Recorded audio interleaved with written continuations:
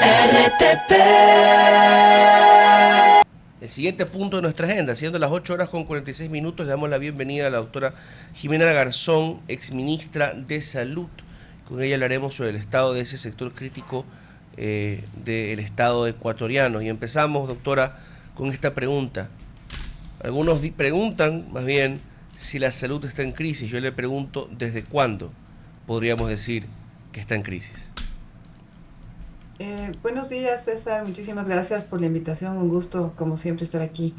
Eh, Nuestro problema de la salud pública, del sistema de salud pública, yo pienso que se ha ido incrementando poco a poco con el pasar de los años.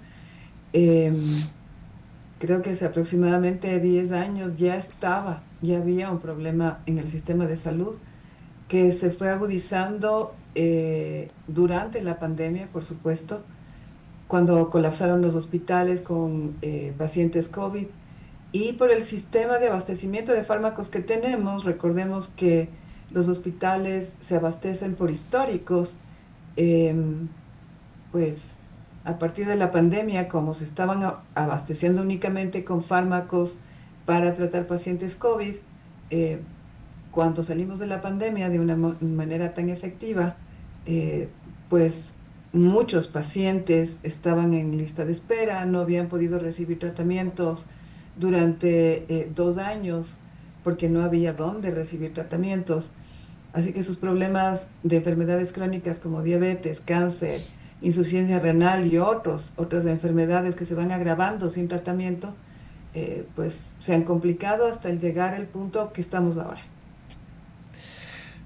Pero queda entonces preguntar si esto es un tema que se ha extendido por los años. Usted me dice que ha sido progresivamente peor año tras año.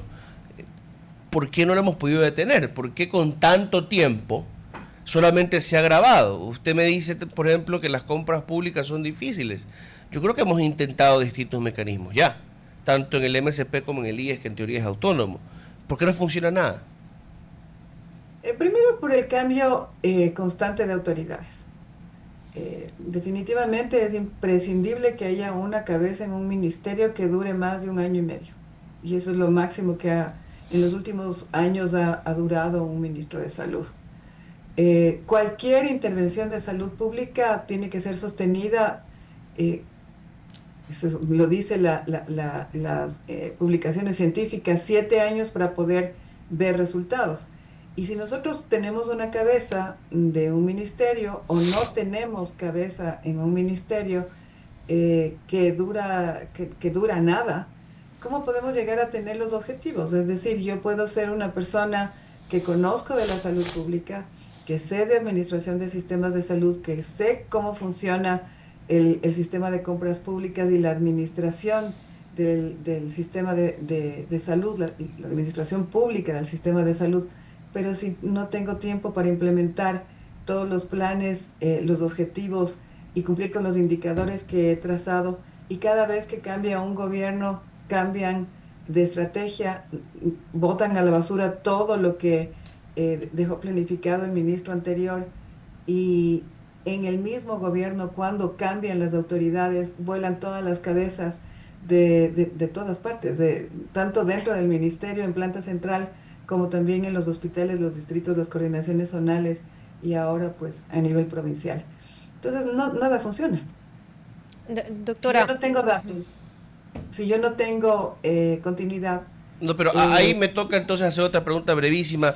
Ministra, pero si dice la vicepresidenta Pinto, encargada de salud, que ellos ya, o decía en su momento, ellos ya habían levantado la información, ya sabían que estaba mal y tocaba ejecutar el plan.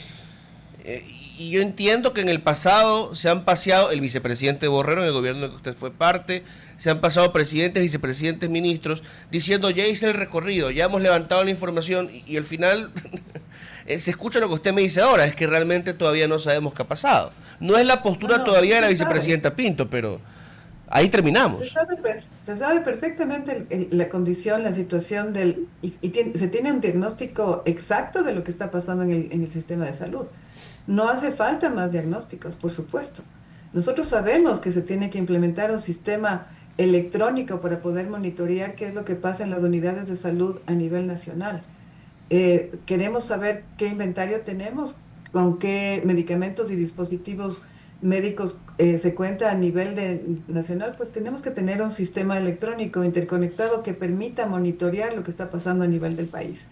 Se tiene que ver mecanismos alternativos para poder garantizar el abastecimiento de fármacos continuamente a nivel del país. Y para eso, por supuesto, ya se tienen diagnósticos, se sabe cuáles son las estrategias. Lastimosamente, como digo, no se las implementan. Doctora, y realmente a mí me deja muchas dudas. Yo en algún momento la acompañé a usted y a su equipo en las visitas que hacía a los hospitales cuando era ministra de Salud por este desabastecimiento de medicamentos. Y me deja muchas dudas si realmente es volver al sistema centralizado, si es terminar con las mafias, si es cosa de puestos intermedios. ¿Qué ocurre?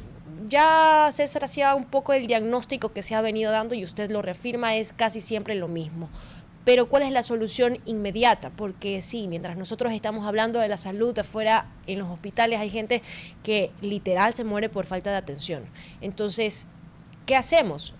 O se fugan los medicamentos, o los centralizamos, o cambiamos de ministros, o dejamos un plan establecido que sea para toda la vida, pero algo debemos hacer. ¿Por dónde empezamos? Así es, Astrid. El problema es complejo, ¿no? No es que existe una sola solución, no es que existe un solo culpable. Como todas las circunstancias en la salud pública, existen muchas variables que convergen y terminan resultando en la crisis que estamos viviendo.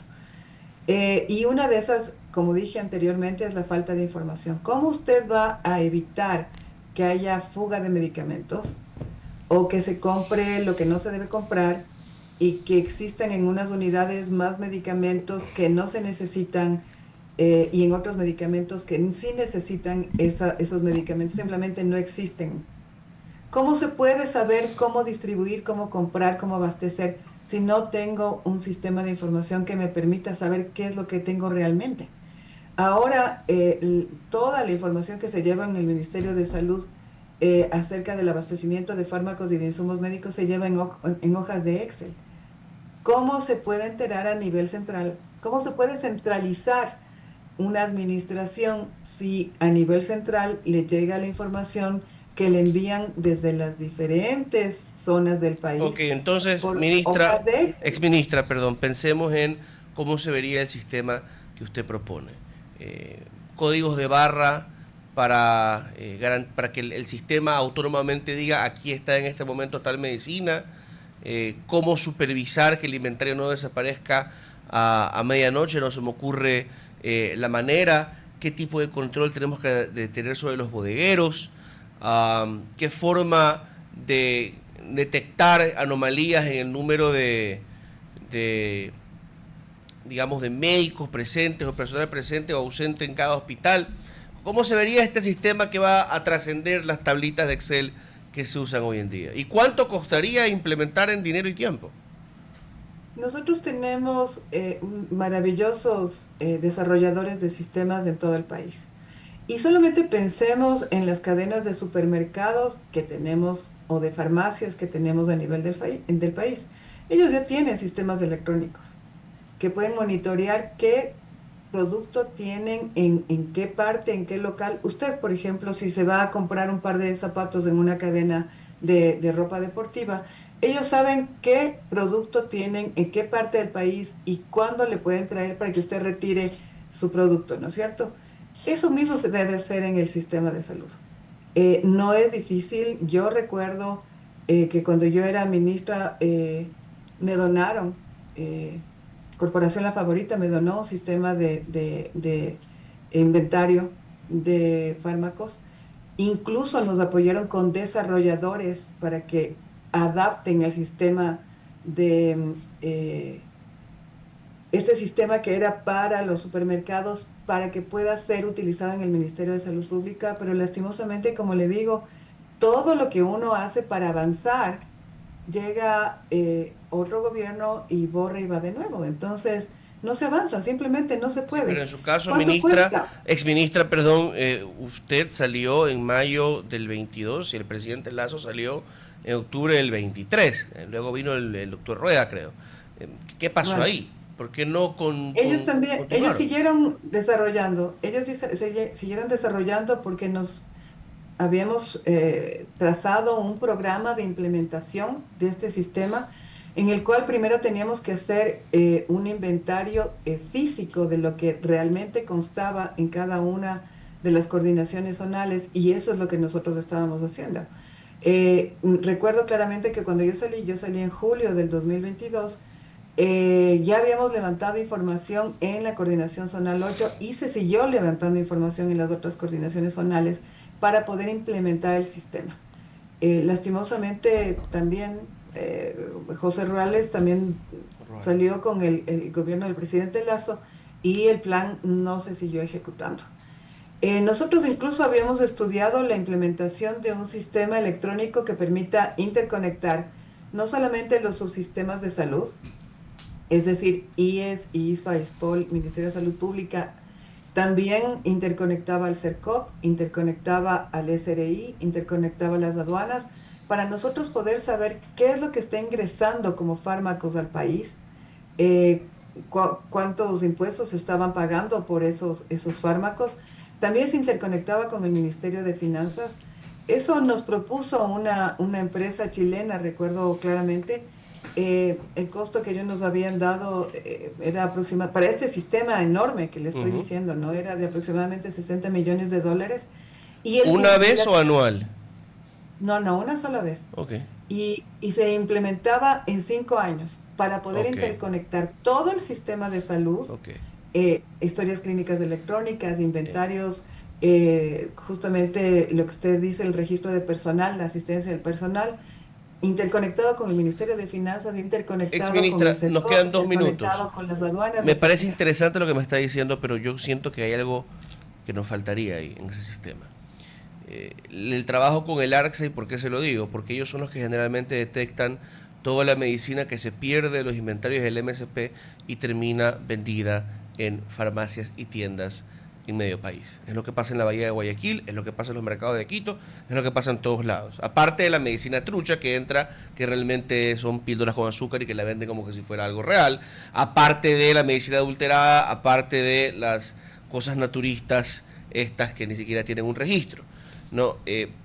Porque mucho se pierde y termina ¿dónde? ¿No? La pregunta no solamente es, bueno, sé yo cuánto se me está perdiendo, sino sé dónde termina esto que se perdió, cómo yo sanciono a los ladrones y a los que revenden. Bueno, cuando yo me refería al Ministerio de Salud Pública, estaba hablando también de las secretarías adjuntas del Ministerio de Salud Pública, que son, como usted dice, el ARSA, el ACES, que nos permite monitorear lo que está pasando en la atención médica de los pacientes, la calidad de los fármacos, etcétera, etcétera. Por supuesto, hay que mejorar la calidad de la función, de la eficacia del ARSA, del ACES, del Instituto Izquieta Pérez. eh, hay que reestructurar. Y estábamos haciendo un buen plan con la Organización Panamericana de la Salud para poder determinar de manera adecuada cuáles tenían que ser las funciones del INSPI, también del ARSA, y cómo robustecer para poder garantizar la calidad de fármacos, por ejemplo, que entran acá al Ecuador. Ok, 9 horas en punto. Ministra, agradecidos con usted por habernos acompañado vía telemática esta mañana. Le deseamos un buen fin de semana y nos despedimos. Muchísimas gracias, César, Astrid, que tengan un buen fin de semana. RTP